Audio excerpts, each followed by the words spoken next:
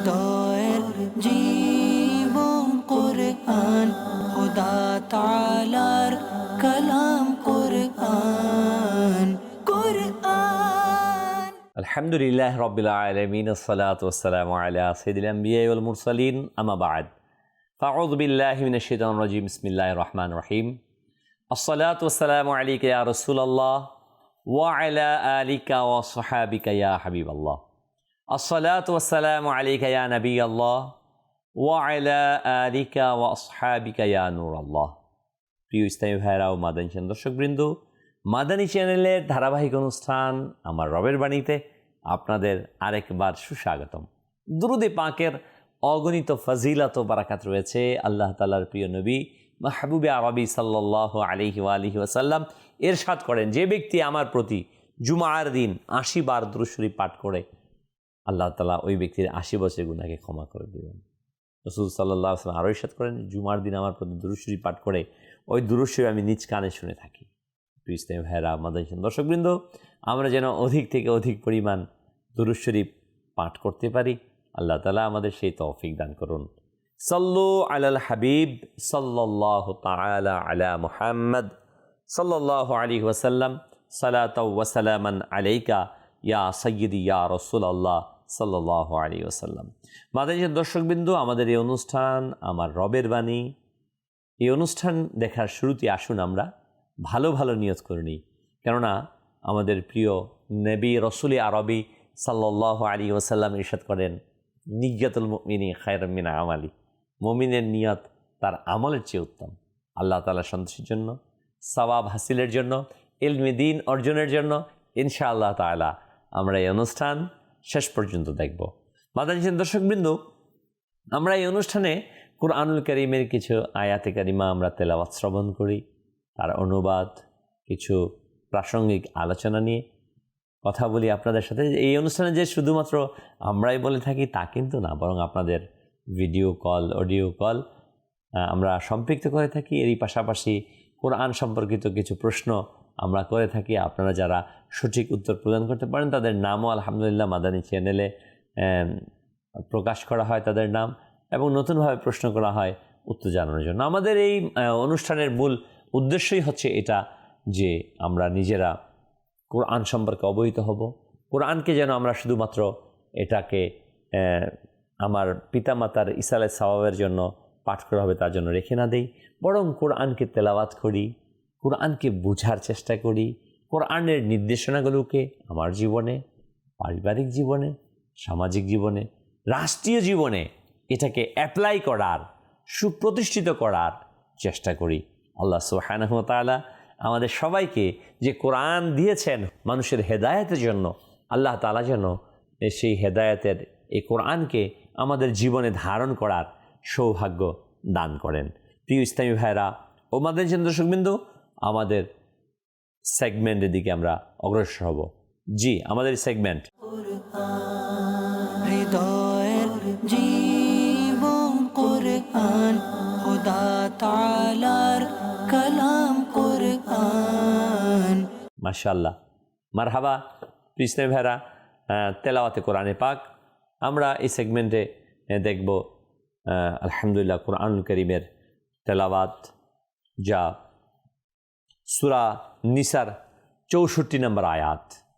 এই তেলাওয়াত أعوذ بالله من الشيطان الرجيم بسم الله الرحمن الرحيم وما أرسلنا من رسول إلا ليطاع بإذن الله ولو أنهم إذ ظلموا أنفسهم جاءوك فاستغفروا الله واستغفر لهم الرسول لوجدوا الله توابا رحيما صدق الله العظيم।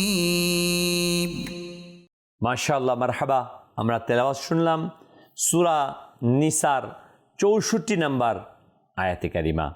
প্রিয় ইসলামী ভাইরা ও মাদানী দর্শক, কিন্তু আসুন আমরা তার অনুবাদ শ্রবণ করে নিই।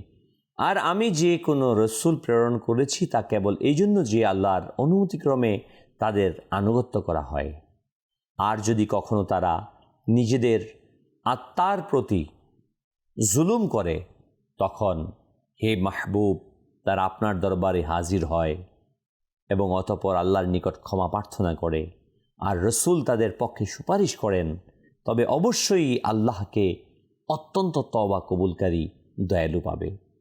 এর উপর আমল, প্রিয় ইসলামী ভাইরা, মাদানী দর্শকবিন্দু, আল্লাহ তাবারক ওয়া তাআলা কত সুন্দরভাবে আমাদের এখানে বর্ণনা দিয়েছেন যে আমরা যখন নিজেদের প্রতি জুলুম করব, গুনাহ করব, অপরাধ করব, অন্যায় করব, আমরা যদি রসুল আকরাম সাল্লাল্লাহু আলাইহি ওয়াসাল্লামের কাছে দরবারে চলে যাই আর আল্লাহ নবী সাল্লাল্লাহু আলাইহি ওয়াসাল্লাম যদি আমাদের পক্ষ হয়ে আল্লাহ তাআলার কাছে ক্ষমা চান, তাহলে আল্লাহ তাবারক ওয়া তাআলা আমাদের ক্ষমা করবেন, কবুল করবেন। সুবহানাল্লাহ, সুবহানাল্লাহ, সুবহানাল্লাহ। প্রিয় আকা মাদানী ওয়ালে মুস্তাফা সাল্লাল্লাহু আলাইহি ওয়াসাল্লামের জাহেরি হায়াত মোবারকেও সাহাবায়ে কেরাম আলাইহিম রিদওয়ান যদি কোনো অপরাধ করে বসতেন, আল্লাহ নবী সাল্লাল্লাহু আলাইহি ওয়াসাল্লাম দরবারে চলে আসতেন, ইয়া নবী আল্লাহ, আমি গুনাহ করে ফেলেছি।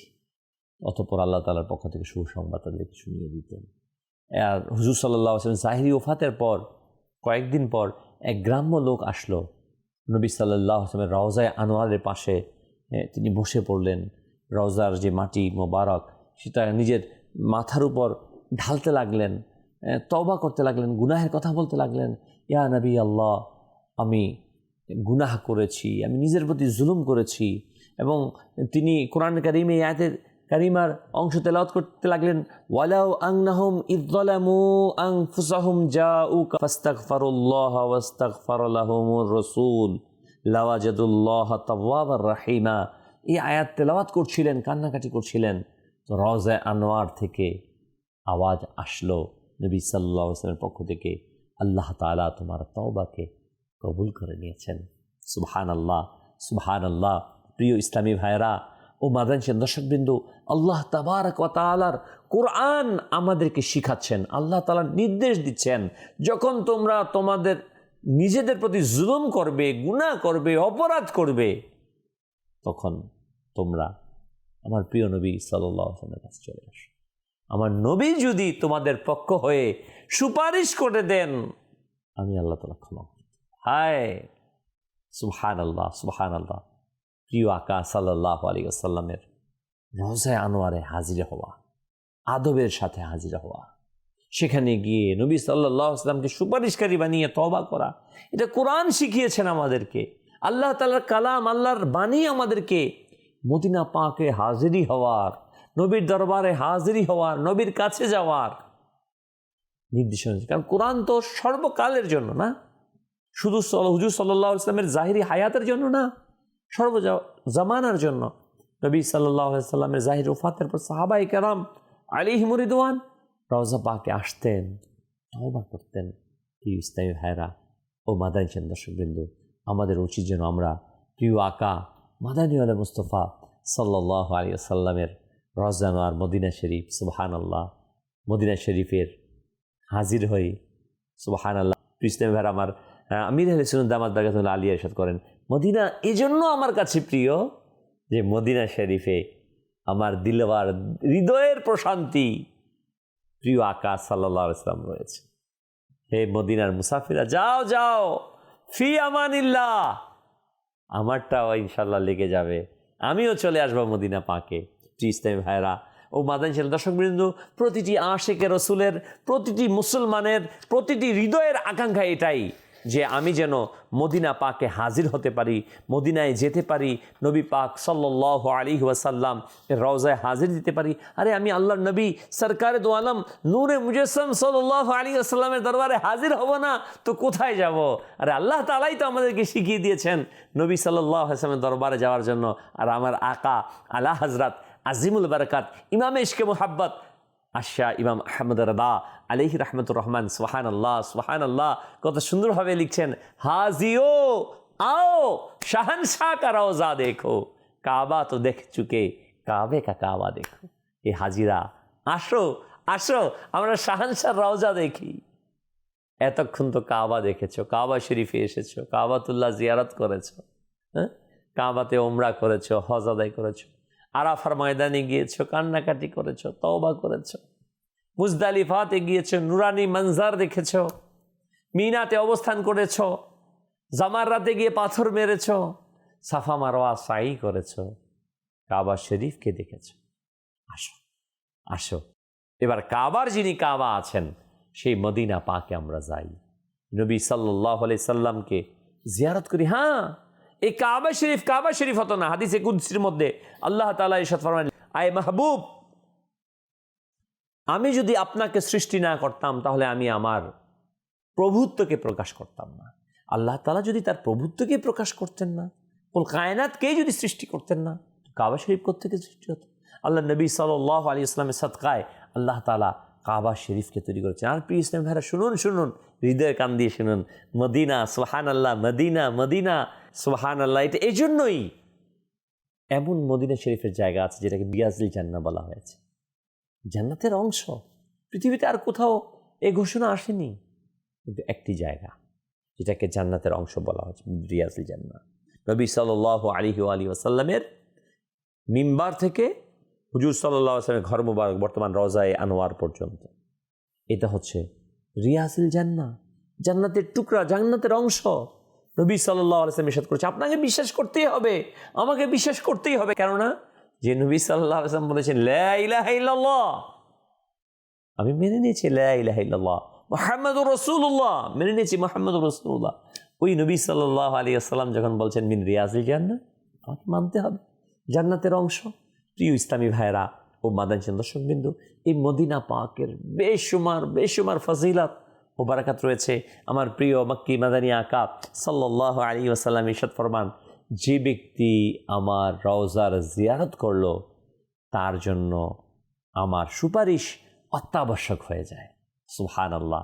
প্রিয় মাদানী দর্শকবৃন্দ, কোন সে মুসলমান যে নিজেকে আল্লাহর নবী সরকারে দো আলম নূরে মুজাসসাম সাল্লাল্লাহু আলাইহি ওয়াসাল্লামের সুপারিশ চায় না? এমন কি কোনো ব্যক্তি আছে যে প্রিয় আকা সাল্লাল্লাহু আলাইহি ওয়াসাল্লামের সুপারিশ ব্যতীত জান্নাতে প্রবেশ করতে পারবে? কোন সে ব্যক্তি? হায়, আমরা যেন প্রিয় আকা মাদানী মুস্তাফা সাল্লাল্লাহু আলাইহি ওয়াসাল্লামের রওজায়ে আনোয়ারে হাজির দেই।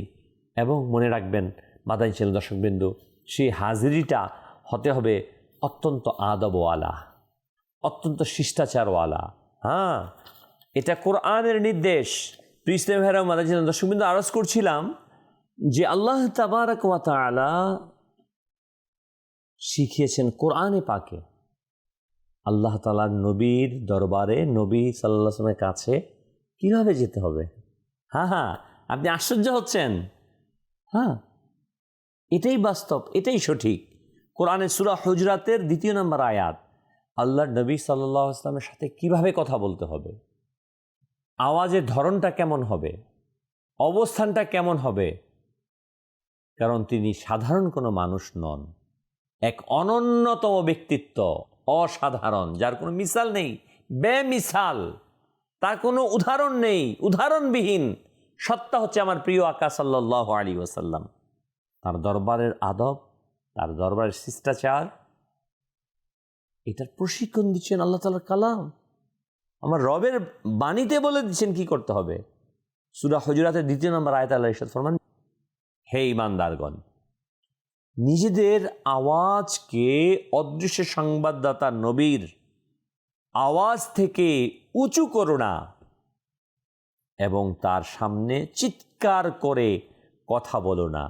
যেভাবে পরস্পরের মধ্যে একে অপরের সামনে চিৎকার করো, যে কখনো তোমাদের কর্মসমূহ নিষ্ফল না হয়ে যায় আর তোমাদের খবরে থাকবে না।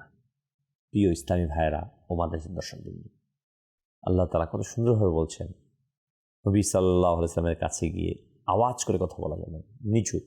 স্বাভাবিক একজন অপরজনের সাথে যে কথোপকথন করা হয় সেইভাবে কথোপকথন আল্লাহ নবী সাল্লাল্লাহু আলাইহি ওয়াসাল্লামের সামনে কথা বলা যাবে না, তার দরবারে সেটা বলা যাবে না। আর নবী সাল্লাল্লাহু আলাইহি ওয়াসাল্লাম হায়াতুন নবী,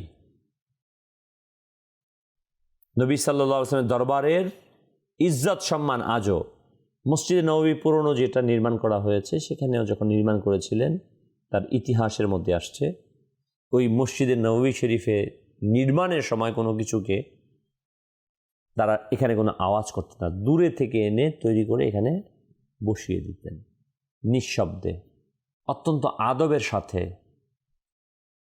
বলা হয়েছে যে সেখানকার যে নির্মাণ কাজের জন্য যে সারা পৃথিবীর মধ্যে মুসলমানদের মধ্যে যারা উত্তম রাজমিস্ত্রি ছিল, কারুকাজ জাননেওয়ালা ছিল, তাদেরকে একত্রিত করা হয়। একত্রিত করে তাদেরকে মদিনা শরীফের অদূরে একটি বসতি বানানো হয়। সেই বসতিতে তাদেরকে বসবাস করানো হয়। তাদেরকে দিয়ে না, বরং তাদের পরবর্তী জেনারেশন যখন সন্তান হয়েছে, তাদেরকে হাফেজ কোরআন বানানো হয়েছে, তাদেরকে আলিম বানানো হয়েছে, তারপর তাদেরকে এই রাজমিস্ত্রি কাজ শেখানো হয়েছে। মসজিদে নববী শরীফকে যখন নির্মাণ করেন পুরনো অংশটা, তখন তারা কোরআনের আয়াতে কারিমা তেলাওয়াত করতেন আর রওজায়ে আনোয়ার এই কাজগুলি কমপ্লিট করেছেন। এত আদবের সাথে আশেখানে রসুলগণ এই মসজিদে নববী শরীফকে নির্মাণ করেছেন। রওজায়ে আনোয়ারকে বিনিয়োগ করবেন নাই কেন? যাদের কলবের মধ্যে, হৃদয়ের মধ্যে ঈমান আছে, ঈমানের নূর আছে, তারা আল্লাহ তাআলার কালামের প্রতিটি অক্ষরের নির্দেশকে মেনে চলেন। কারণ আল্লাহর নবী সাল্লাল্লাহু আলাইহি ওয়াসাল্লামের দরবারে আওয়াজকে উঁচু করতে নিষেধ করেছেন। সেটা এক জামানার জন্য, সব সময়ের জন্য সেটা ছিল, আছে, থাকবে এই হুকুম। প্রিয় ইসলামী ভাইরা ও মাদানী দর্শকবৃন্দ, আমরা যখন মদিনা পাকে যাব, আল্লাহ তাআলা আমাদেরকে তৌফিক দেখ, আমরা যেন সেটার আদব আদব আদব সুবহানাল্লাহ। আমার প্রিয় আকা মাদানী আলা মুস্তাফা সাল্লাল্লাহু আলাইহি সাল্লাম এই মদিনা শরীফের অলিতে গলিতে হেঁটেছেন। কবি নজরুল কত সুন্দর না বলেছেন, আমি যদি আরব হতাম, মদিনার পথ, ওই পথে মোর হেঁটে যেতে নূর নবী হযরত হাসান হোসাইন হেসে হেসে দুলতো আমায় বক্ষে এসে। কবি নজরুল আরো সুন্দরভাবে এই কবিতাটাকে উপস্থাপন করেছেন। মদিনা শরীফের নবী সাল্লাল্লাহু আলাইহি সাল্লাম হেঁটেছেন, হাসনাইনি কারিমাইন এই মদিনা শরীফে হেঁটেছেন। বদরের যুদ্ধের সাহাবায়ে কেরাম, মদিনার স্মৃতিটা কেমন না? বদরের যুদ্ধের জন্য 313 জন সাহাবায়ে কেরাম মদিনা শরীফে একত্রিত হলেন। এই মার্দে কালান্দার, মার্দে মুজাহিদগণ আল্লাহর নবীর সাথে নিয়ে নেতৃত্বে মদিনা শরীফ থেকে বের হচ্ছেন ইসলামকে জমিনে টিকিয়ে রাখার জন্য। এই মদিনা, সেই মদিনা। সেখান থেকে বিজয়ের বেশে আসলেন, আবার উহুদের দিকে অগ্রসর হচ্ছেন। সুবহানাল্লাহ, কেমন ছিল সেই নুরানি মঞ্জর, নুরানি দৃশ্য মদিনা শরীফের গলিতে গলিতে। আজও যেন প্রতিটি মুহূর্তে আল্লাহ তাআলা নূরের বর্ষণ করছে। হাদিসে পাকে আসছে, রওজায়ে আনোয়ার প্রিয় আকা সাল্লাল্লাহু আলাইহি ওয়াসাল্লাম প্রতিদিন সকাল এবং সন্ধ্যা, সকাল থেকে সন্ধ্যা পর্যন্ত 70,000 ফেরেশতা আসে। তারা রওজায়ে আনোয়ারের চারপাশ ঘুরতে থাকেন, দুরূদ শরীফ পড়তে থাকেন। আবার সূর্য অস্তমিত হওয়ার পর আবার সেই দল চলে যায়, নতুন দল আসে, আবার তারা ঘুরতে থাকেন, দুরূদ শরীফ পাঠ করতে থাকেন। একবার যেই ফেরেশতা আসে তাদের জীবনে আর কখনো দ্বিতীয়বার আসার সৌভাগ্য হয় না। নবী সাল্লাল্লাহু আলাইহি ওয়াসাল্লামের রওজায়ে আনোয়ার, পুত পবিত্র সেই রওজায়ে আনোয়ার, যেখানে ছমাছম আল্লাহ তাআলার রহমতের বারিধারা বর্ষণ হচ্ছে। কার দিল চায় না সেই মদিনা পাকে হাজির হওয়ার? প্রত্যেক আশিকের হৃদয়ে আন্দোলিত হয়ে ওঠে, অশ্রুসিক্ত হয়ে ওঠে চোখ নবী পাক সাল্লাল্লাহু আলাইহি ওয়াসাল্লামের রওজায়ে আনোয়ারের সেই সবুজ গুম্বদের জালোয়া দেখব। প্রিয় ইসলামী ভাইরা ও মাদানী দর্শকবৃন্দ, সুবহানাল্লাহ সুবহানাল্লাহ। মক্কার ন্যায় আল্লাহ তাআলা নবী সাল্লাল্লাহু আলাইহি ওয়াসাল্লামের ওসিলায় আল্লাহ তাআলা মদিনা শহরকেও, মদিনা নগরীকেও পবিত্র করেছেন। যেমনটি রাসূল আকরাম সাল্লাল্লাহু আলাইহি ওয়াসাল্লাম হাদিসে কারিমার মাঝে ইরশাদ ফরমান, নিশ্চয়ই ইব্রাহিম আলাইহিস সালাম মক্কাকে হারাম বলে ঘোষণা দিয়েছেন, আর আমি মদিনাকে হারাম ঘোষণা করলাম। আব্দুল্লাহ ইবনে যায়েদ রাদিয়াল্লাহু তাআলা থেকে বর্ণিত, রাসূল আকরাম সাল্লাল্লাহু আলাইহি ওয়াসাল্লাম ইরশাদ করেন, ইন্না ইব্রাহিমা হাররামা মাক্কাতা ওয়া দাআ লি আহলিহা ওয়া ইন্নী হাররামতুল মাদিনা কামা হাররামা ইব্রাহিমু মাক্কাতা ওয়া ইন্নী দাআউতু ফি সাইহা ওয়া মুদ্দিহা বিমিসলা মা দাআ বিহি ইব্রাহিমা লি আহলিল মাক্কা। ইব্রাহিম আলাইহিস সালাম মক্কাকে হারাম ঘোষণা দিয়েছেন এবং তার বাসিন্দাদের জন্য দোয়া করেছেন। যেমনইভাবে ইব্রাহিম আলাইহিস সালাম মক্কাকে হারাম ঘোষণা দিয়েছেন, আমিও তেমন মদিনাকে হারাম ঘোষণা করেছি। আমি মদিনার সা ও মুদ এর বরকতে দোয়া করেছি, যেমন মক্কার বাসিন্দাদের জন্য ইব্রাহিম আলাইহিস সালাম দোয়া করেছেন।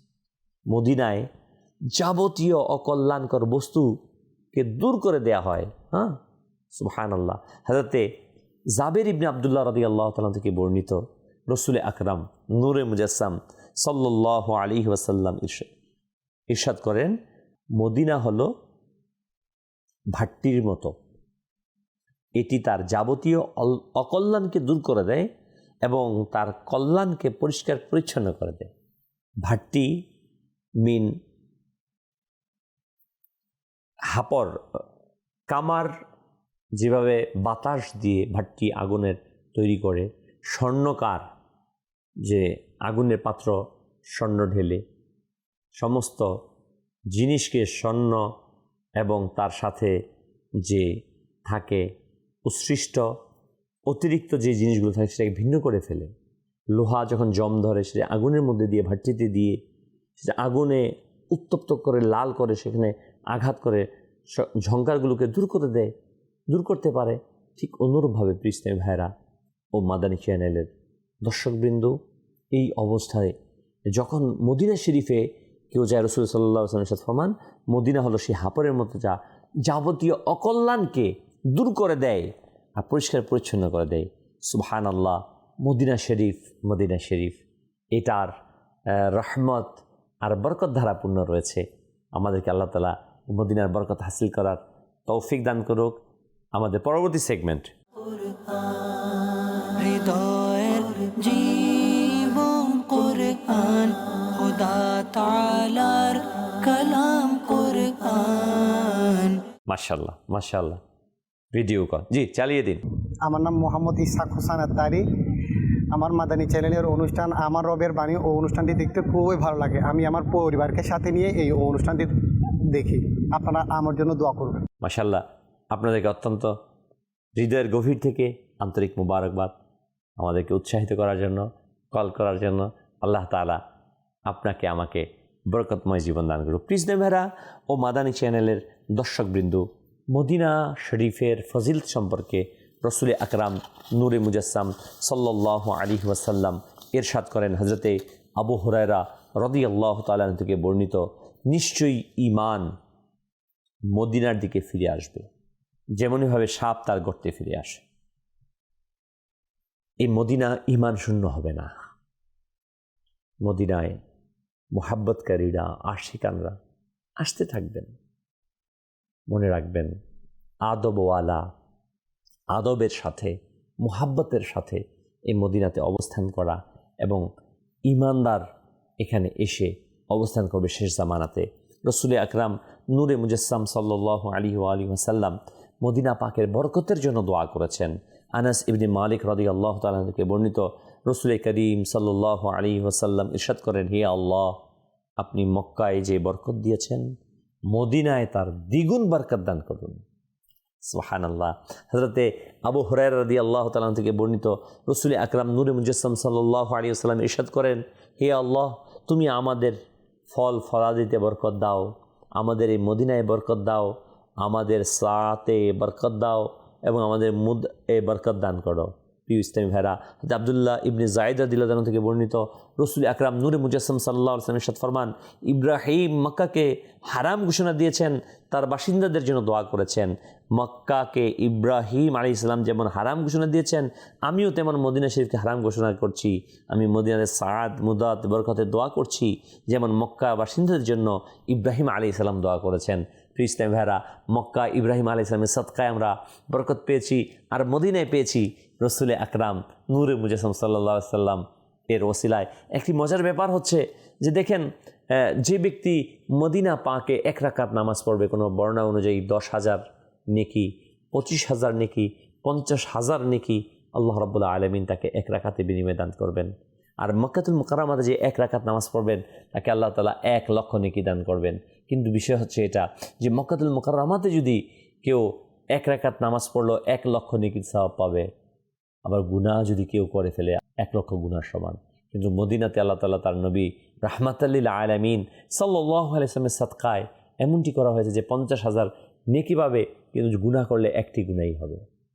আল্লাহ তাআলা আমাদেরকে মক্কা মদিনা সহ সারা পৃথিবীর যেখানেই থাকি গুনাহ মুক্ত জীবন দান করুন। প্রিয় ইসলামী ভাইরা ও মাদানী চ্যানেল দর্শকবৃন্দু, এটা আল্লাহ তাআলা তার প্রিয় নবী সাল্লাল্লাহু আলাইহি ওয়াসাল্লামের সাদকায় তার উম্মতীদের জন্য এই কনসিডারটা, কারণ মানবীয় কারণে অনেক সময় অপরাধ হয়ে যায়, গুনাহ হয়ে যায়। আল্লাহ তাআলা সেই গুনাহ থেকে আমাদেরকে হেফাজত করেন। সল্লু আল হাবিব সাল্লাল্লাহু তাআলা আলা মুহাম্মদ। জি, পরবর্তী সেগমেন্ট। হৃদয়ের জীবন কুরআন, খোদা তাআলার কালাম কুরআন। মাশাআল্লাহ, মারহাবা। গত সপ্তাহের প্রশ্নের উত্তর জি জানিয়ে দিন। হৃদয়ের জীবন কুরআন, খোদা তাআলার কালাম কুরআন। কুরআন মাশাআল্লাহ, মারহাবা, মুবারকবাদ। যারা সঠিক উত্তর দিয়েছেন আপনাদেরকে আন্তরিক মুবারকবাদ।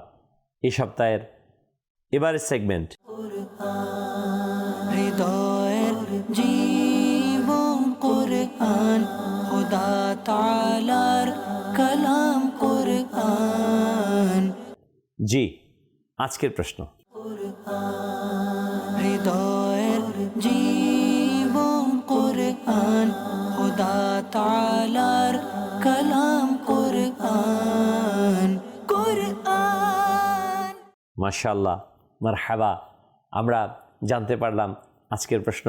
মাদানী চ্যানেল দর্শকবৃন্দ, আমাদের এই অনুষ্ঠানের মূল উদ্দেশ্য এটাই, কোরআন সম্পর্কিত তথ্যকে, কোরআন সম্পর্কে জ্ঞানকে আমাদের জানানো, অপরের কাছে পৌঁছে দেয়া, কোরআনকে ভালোবাসা, কোরআনের নূরকে অর্জন করা, কোরআনকে শিখা, কোরআনের নির্দেশনাকে বুঝা, ব্যক্তি জীবন, পারিবারিক জীবন, সামাজিক জীবন, রাষ্ট্রীয় জীবনে কোরআনের হুকুমকে প্রতিষ্ঠিত করাই হচ্ছে আমাদের এই অনুষ্ঠানের মূল মাকসাদ। আল্লাহ তাআলা আমাদের সবাইকে কোরআনের নির্দেশনা অনুযায়ী আমল করার তৌফিক দান করুক। মাদানী দর্শকবৃন্দু, আজকে আমরা আমার রবের বাণী অনুষ্ঠানে সুবহানাল্লাহ, রাসূল আকরাম নূরে মুজাসসাম সাল্লাল্লাহু আলাইহি ওয়াসাল্লামের দরবারে হাজিরি দেওয়া সম্পর্কে, আদব সম্পর্কে আমরা শুনছিলাম যে আল্লাহ তাআলার বাণী, আল্লাহর কোরআন আমাদেরকে রাসূল আকরাম সাল্লাল্লাহু আলাইহি ওয়াসাল্লামের দরবারে হাজিরি দেওয়ার জন্য, যখন আমরা গুনাহ করে ফেলি, অপরাধ করে ফেলি, নবী সাল্লাল্লাহু আলাইহি ওয়াসাল্লামের দরবারে হাজির হয়ে তওবা করার জন্য উৎসাহিত করেছেন, নির্দেশ দিয়েছেন। আর নবী সাল্লাল্লাহু আলাইহি ওয়াসাল্লাম যদি সুপারিশ করে দেন আমাদের পক্ষে, আল্লাহ তাআলা কবুল করে নেবেন। এবং নবী সাল্লাল্লাহু আলাইহি ওয়াসাল্লামের দরবারে এই হাজিরিটা হবে অত্যন্ত আদবের সাথে, নিচু সুরে, আদবের সাথে, সর্ব উত্তম শব্দ চয়নের মাধ্যমে আমরা নবী সাল্লাল্লাহু আলাইহি ওয়াসাল্লামের দরবারে হাজিরি দেব, মদিনা শরীফে যাব। আমরা শুনছিলাম মদিনা শরীফের ফজিলতের কথা। সুবহানাল্লাহ, সুবহানাল্লাহ। আমার প্রিয় আকা মাদানী আল মুস্তাফা সাল্লাল্লাহু আলাইহি ওয়াসাল্লাম যেই রওজা আনোয়ারে আরাম ফরমাচ্ছেন, যেই শহরের মধ্যে মদিনা পাকে, মদিনা তৈয়বাতে আরাম করছেন, সেখানে রহমত আর রহমত, সেখানে দয়া আর দয়া। আর ওই মদিনা শহরে এতই দয়াময় যে সেখানে কখনো দাজ্জাল এবং মহামারী প্রবেশ করতে পারবে না। রাসূল আকরাম সাল্লাল্লাহু আলাইহি ওয়াসাল্লাম ইরশাদ ফরমান, মদিনার প্রবেশ দ্বারসমূহে ফেরেশতারা প্রহরায় নিযুক্ত আছে, এতে মহামারী ও দাজ্জাল প্রবেশ করতে পারবে না। রাসূল আকরাম নূরে মুজাসসাম সাল্লাল্লাহু আলাইহি ওয়াসাল্লাম মদিনা শরীফে মৃত্যুবরণ করার ব্যাপারে উৎসাহিত করেছেন। হ্যাঁ, নবী সাল্লাল্লাহু আলাইহি ওয়াসাল্লাম ইরশাদ করেন, যার পক্ষে মদিনা তৈয়বাতে মৃত্যুবরণ করা সম্ভব সে যেন এখানে মৃত্যুবরণ করে, কেননা মদিনায় যে মারা যাবে আমি তার পক্ষে সুপারিশ করব। সুবহানাল্লাহ, সুবহানাল্লাহ। আল্লাহ তাআলা যদি আমাকে সৌভাগ্য দেন মদিনা পাকে হাজিরি হওয়ার পর সেখানে সবুজ গম্বুজের ছায়াতে মৃত্যু হয়ে যায়, কতই না সৌভাগ্যের ব্যাপার, কতই না কল্যাণকর ব্যাপার। সুবহানাল্লাহ। আল্লাহ তাআলা আপনাকে আমাকে সেই তৌফিক দান করুক। রসুল আকরাম নূরে মুজাসসাম সাল্লাল্লাহু আলাইহি ওয়াসাল্লাম ইরশাদ করেন, যে ব্যক্তি মদিনায় কোনো অন্যায় কাজ করবে অথবা কোনো অন্যায়কারীকে আশ্রয় প্রদান করবে, তার উপর আল্লাহর ফেরেশতা এবং সমস্ত মানুষের লানত পড়বে। তার কাছ থেকে আল্লাহ কোনো ফরজ ও নফল কিছুই কবুল করবেন না। প্রিয় ইসলামী ভাইয়েরা, উমাদাই দর্শক, আমরা যেন এই মদিনা পাকের আদবকে রক্ষা করি। মদিনা পাকে যাই, নবী সাল্লাল্লাহু আলাইহি ওয়াসাল্লামের জিয়ারত করি। সুবহানাল্লাহ।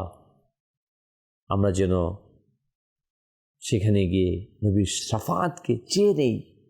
আল্লাহ সুবহানাহু ওয়া তাআলা তার প্রিয় নবী সাল্লাল্লাহু আলাইহি ওয়াসাল্লামের সাদকায় আমাদেরকে আদরের সাথে মদিনায় হাজিরি দেওয়ার তৌফিক দেখ। আমরা এই দোয়াই পাঠ করি আল্লাহ তাআলার কাছে। প্রত্যেক মুসলমানকে আল্লাহ তাআলা জীবনে একবার হলেও যেন মদিনা শরীফে বা আদবের সাথে হাজিরি দেওয়ার তৌফিক দান করেন। মাদানী দর্শকবৃন্দু, এই জন্য আমি পরামর্শ দেব, আপনারা যখনই মক্কা মদিনায় যাওয়ার নিয়ত করবেন, অবশ্যই কোনো আশিকের রসুলের সাথে, নবী প্রেমিকের সাথে সঙ্গ অবলম্বন করুন। কারণ ইশক, ভালোবাসা, এটা আদবওয়ালারাই আদব শেখাতে পারবে, কখনো বেয়াদব কিন্তু আপনাকে আদব শেখাতে পারবে না। অতএব যে সঠিক আকীদা, সঠিক আদবওয়ালা নবী প্রেমিক সাথে সঙ্গী হয়ে আপনি হজের সফরে, উমরার সফরে, মদিনা পাকের হাজিরিতে হাজির হন। আল্লাহ সুবহানাহু ওয়া তাআলা আমাদের সবাইকে বারবার হজ্জে বাইতুল্লাহ, জিয়ারতে মদিনা মুনাওয়ারা নসিব করুক। আল্লাহ তাআলা যেন আমাদেরকে ঈমান এবং ক্ষমার সাথে মদিনাতে হাজিরি এবং মৃত্যু দান করেন। আমিন ইয়া রাব্বাল আলামিন। সাল্লু আলাল হাবিব সাল্লাল্লাহু তাআলা আলাইহি। হৃদয়ের জীবন কুরআন, খোদা তাআলার কালাম